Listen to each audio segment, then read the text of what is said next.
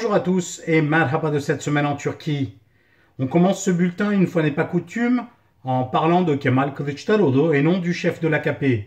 Kılıçdaroğlu a proposé pour l'avenir un travail de réconciliation. Une réconciliation entre les différentes parties de la population qui ont souffert et qui sont méfiantes. L'appel du chef de l'opposition à se réconcilier a déclenché un débat sur les pages sombres de l'histoire de la Turquie et sur la polarisation actuelle. Dans une vidéo publiée samedi dernier sur les réseaux sociaux, le président du CHP, Kemal Kılıçdaroğlu, a lancé un vaste appel à la réparation et à la réconciliation, visant à se confronter au traumatisme du passé et à remédier aux divisions de la Turquie profondément polarisée. Reconnaissant que son propre parti, le CHP, avait commis des erreurs dans le passé, Kılıçdaroğlu a déclaré entre autres « Au cours de ma vie, j'ai vu l'amour et la haine dans notre pays. Maintenant, je veux que l'amour gagne. Notre pays a besoin de guérir.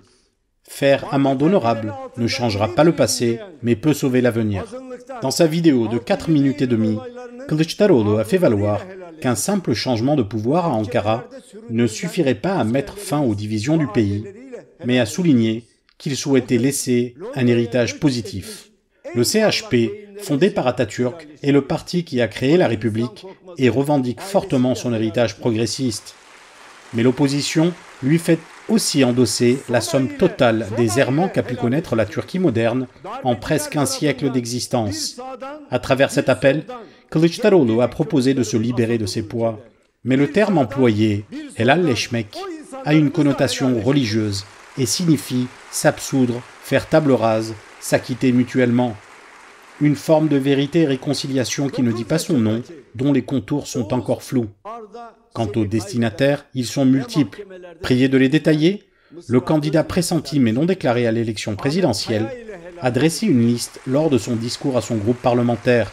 Il a évoqué les filles voilées qui ont été empêchées par les militaires de suivre leurs études lors du coup d'État postmoderne du 28 février 1997, les Kurdes massacrés à Roboski, les Alevis massacrés à Sivas, à Maraş, les Kurdes torturés dans la prison de Diyarbakır, les Roms expulsés de leur quartier, les minorités juives, arméniennes et grecques ciblées par les pogroms du 6-7 septembre et spoliées de leur patrimoine, les soldats de base qui se sont retrouvés impliqués dans le coup d'État du 15 juillet 2016, les cerveaux qui ont préféré s'exiler à Londres, les familles des victimes du coup d'État de 1980, les proches d'Ali Ismail Korkmaz, tués par la police lors du soulèvement de Gezi, les ouvriers de la mine de Soma qui s'est éboulée faisant 301 morts en 2014, la mère de Oğuz Ardasel qui demande justice pour la mort de son fils dans un accident de train qui aurait pu être évité, et enfin, les proches d'Ahmet Kaya qui avait dû s'exiler à Paris après avoir voulu faire un clip musical en kurde. Le point commun de toutes ces personnes, avoir été opprimées directement ou indirectement par la force publique. Un inventaire qui n'avait jamais été aussi fourni par le responsable du deuxième parti politique de Turquie, de surcroît héritier autoproclamé des valeurs de la République et d'Atatürk. Mais de nombreuses voix dissonantes au sein du CHP se sont fait entendre pour critiquer ce discours. Un député, Mehmet Ali Çelebi, qui avait démissionné du parti l'année dernière, a dit « Il faut arrêter avec ces histoires de réconciliation sans queue ni tête qui ne font que réjouir les terroristes.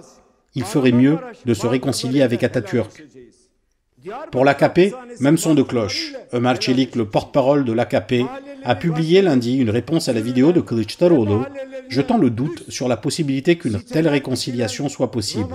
Çelik a dit « Les appels à faire amende honorable sont admirables, mais comment allez-vous y arriver ?» Si le İYİ Parti est resté silencieux à ce sujet, l'ex-coprésident du HDP, Selahattin Demirtaş, a apporté de sa cellule de la prison de haute sécurité d'Edirne son soutien à cette initiative. Dans une tribune publiée sur le site Politikyol, il a dit « Monsieur Kemal Kılıçdaroğlu a fait une déclaration importante la semaine dernière en parlant de réconciliation. Indépendamment des calculs tactiques, politiques, des discussions d'alliance et des élections, j'attache une grande importance à cette déclaration de monsieur Kılıçdaroğlu en termes de réconciliation sociale et de paix intérieure de notre pays, et je la soutiens de tout cœur. Parce que nous ne pouvons résoudre aucun de nos problèmes de manière permanente sans affronter nos erreurs passées de manière sincère, honnête et courageuse. Pour cette raison, Cette déclaration faite en tant que président du parti fondateur de la République, le CHP, est d'une importance historique et constitue une étape sérieuse qui doit être adoptée, soutenue et renforcée. Ruşen Çakır revient sur cette séquence. Ce concept de réconciliation qui a été mis sur le tapis par Kılıçdaroğlu est quelque chose qui ne peut que faire progresser la société, toute la Turquie, tout le pays. Ça permet de solder ses comptes avec le passé. Et c'est l'une d'ailleurs des composantes de la réconciliation, solder ses comptes, mais aussi se confronter. Il est important que l'État puisse reconnaître ses vérités, parce que c'est souvent l'État qui a préféré ne pas les reconnaître, qui a préféré les nier. Il faudra que certaines personnes soient dédommagées, mais au-delà de ça, ce qui est important, c'est que la société puisse faire la paix. Il a parlé du coup d'État postmoderne du 28 février, des chambres de persuasion, là où les filles voilées devaient être convaincues d'enlever leur voile, et venant du président du CHP, ça a beaucoup de sens. Il a aussi dit Roboski, la prison de Diyarbakır, les Roms expulsés de leur quartier, l'impôt sur la fortune, les minorités, le 6-7 septembre, Sivas, Kahramanmaraş, Ali İsmail Korkmaz, les personnes exécutées par le coup d'État du 12 septembre, Oğuz Ardasel, le fils de Mısra Öz, l'accident de train de Çorlu. Il a énuméré énormément de choses. Et cette proposition dirigée vers l'avenir est de nature à ébranler beaucoup de choses. Je m'explique. Traditionnellement, Kılıçdaroğlu et l'opposition ont toujours eu une posture de réaction, parce qu'il s'agissait toujours de critiquer Erdogan. Et ils pensaient qu'au plus la critique était violente, au mieux l'opposition était vigoureuse. Et à chaque élection, Erdogan remportait haut la main la course. Je pense que l'opposition a mis du temps, mais a enfin compris que cette histoire dépasse Erdogan, qu'il leur fallait aussi proposer quelque chose à la Turquie. Le CHP l'a enfin compris, surtout Kılıçdaroğlu. Par exemple, la marche de la justice qu'il avait entrepris en est un exemple. Kılıçdaroğlu s'adresse désormais au peuple, et non à Erdogan, non au pouvoir. Non, il s'adresse au peuple et ne mentionne même plus le pouvoir. On n'entend plus le nom d'Erdogan. Donc, Kılıçdaroğlu s'adresse directement au peuple et essaye d'englober toutes les différentes composantes et non pas uniquement sa propre base. Ça, en soi, c'est une nette rupture. Et c'est très efficace. Comment peut-on le constater? Eh bien, par les réponses que le pouvoir essaye de formuler à cette proposition. Il y avait eu la même chose durant la campagne de « Où sont les 128 milliards de dollars ?» Il y avait eu la même chose durant sa marche pour la justice. Il y a aussi eu le même comportement de panique durant les élections municipales. Récemment, Kılıçdaroğlu a d'abord occupé le débat avec sa remarque sur les assassinats politiques, puis il est arrivé sur le devant de la scène avec sa mise en garde des hauts fonctionnaires, et maintenant il parle de ça. Donc là, les porte-paroles du pouvoir se sentent obligés de répondre. Alors qu'ils auraient pu dire « ce sont des sornettes » et ne pas y répondre, ou bien ils auraient pu tout simplement ignorer ce qu'il a dit, parce qu'on sait que l'écrasante majorité des médias est contrôlée par le pouvoir et que ces médias n'ont tout simplement pas parlé de sa proposition de réconciliation. Cette information a été publiée par un petit nombre de médias qui ne sont pas sous le giron du pouvoir. Et elle s'est répandue via les réseaux sociaux, après que Kılıçdaroğlu ait enregistré et publié une vidéo à travers son propre compte Twitter. Et au final, à quoi avons-nous assisté? À des réponses qui sont venues du pouvoir. Par exemple, Ömer Çelik a dit « Comment vont-ils se réconcilier ?» Ou bien Bahçeli qui a réagi, en faisant référence à la métaphore du voyage de Kılıçdaroğlu, Bahçeli a dit « Prends un billet à sens unique et ne reviens plus ». Il a d'ailleurs de quoi s'énerver, Bahçeli, parce que l'image employée par Kılıçdaroğlu était très belle. Mais à vrai dire, ce que Kılıçdaroğlu disait signifiait peu ou prou ça. Un voyage vers un point de non-retour, une confrontation. Dans les médias pro-gouvernementaux, on essaye de ridiculiser cette proposition. Des éditorialistes, dont chacun se demande ce qu'ils font là, mais en tout cas une bonne partie d'entre eux expliquent en quoi Kılıçdaroğlu ne pourra pas réaliser ce qu'il propose. Parce que si, parce que ça, bref, quelles que soient les raisons, toujours est-il qu'ils prennent cette déclaration comme argent comptant. Donc ils disent « Ok, il veut se réconcilier, mais en tout cas ce n'est pas possible parce que, etc. » Et ça rappelle quoi? Ça rappelle qu'avant c'était l'inverse. Erdogan disait quelque chose, et tout de suite les leaders de l'opposition, Baykal puis Kılıçdaroğlu, et aussi Bahçeli à l'époque, se démener pour dire « Oui, il a dit ça, mais ce n'est pas possible, ça n'a aucun sens, la Turquie ne permettra jamais, etc. » Et finalement, Erdogan faisait ce qu'il avait dit. Aujourd'hui, les rôles se sont inversés. Plusieurs personnes ont été traduites en justice pour avoir dit l'année dernière que le dollar passerait la barre des 10 liras. Hier, un dollar s'est échangé à plus de 11 liras. La livre turque continue sa plongée en enfer. Après avoir franchi le cap des 10 liras pour 1 dollar la semaine dernière, hier, c'était à 11 liras qu'il s'est négocié, alors que la banque centrale du pays continue d'insister sur la baisse des taux d'intérêt. La baisse des taux d'intérêt, c'est la pierre angulaire de la politique économique du président Erdogan, et qui est également au centre des critiques pour avoir alimenté la dévaluation de la monnaie. La Banque centrale a de nouveau pris la décision controversée de réduire les taux d'intérêt de 100 points de base, le ramenant à 15% et déclenchant immédiatement de nouveaux bouleversements sur les marchés. Mercredi, un jour avant la décision, le président Erdogan avait déclaré vouloir continuer la baisse des taux d'intérêt, justifiée selon lui par l'islam qui proscrit les taux d'intérêt. Lors d'un discours à son groupe parlementaire, il a dit « Concernant ce sujet, la parole de Dieu est évidente. Que pouvons-nous faire face à la parole de Dieu? Nous allons donc prendre des mesures à partir et en fonction de ça. Ceux parmi mes compagnons de route qui défendent les taux d'intérêt, excusez-moi de le dire, mais je ne peux pas être avec vous. Non, je ne le serai pas. » Fin de citation.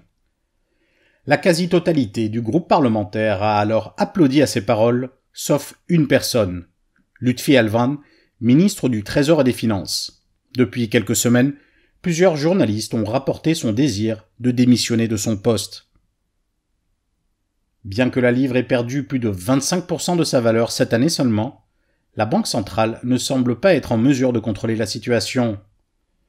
Mais des taux d'intérêt artificiellement bas ne semblent pas fonctionner pour doper la consommation et l'investissement.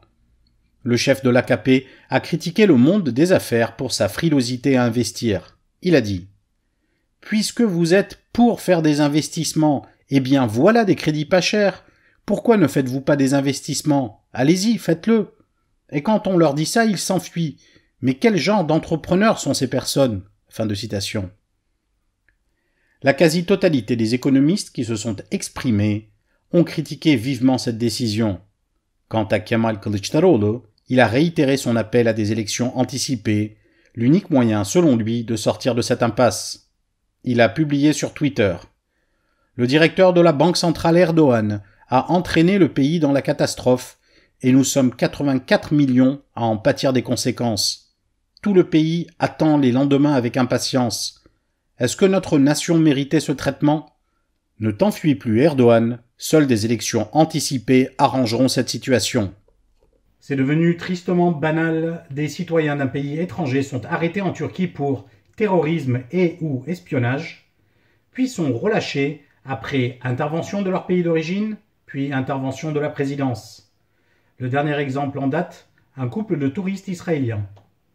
Les touristes israéliens Modi et Nathalie Oknin ont été libérés hier après avoir été arrêtés pour avoir photographié la résidence privée du président et chef de l'AKP, Recep Tayyip Erdogan, depuis la tour de télévision de Çamlıca dans le quartier d'Üsküdar à Istanbul. Le couple a atterri en Israël hier matin sur un vol privé. Le premier ministre israélien Naftali Bennett et le ministre des Affaires étrangères Yair Lapid ont déclaré dans un communiqué, je cite, « Après des initiatives conjointes avec la Turquie, les Oknin ont été libérés et retournent maintenant en Israël.